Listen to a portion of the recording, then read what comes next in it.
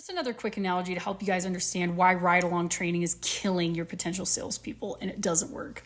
Imagine instead of trying to teach somebody the sales process, like having them ride along with you for a week, you are sitting in front of them and singing a made-up song in your own made-up language to them, to their face.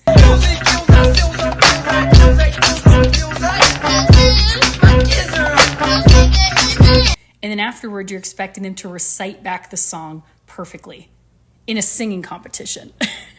And they're like, what? Even if they heard that song 20 times, they're still probably not going to get it. What's the way for them to learn it?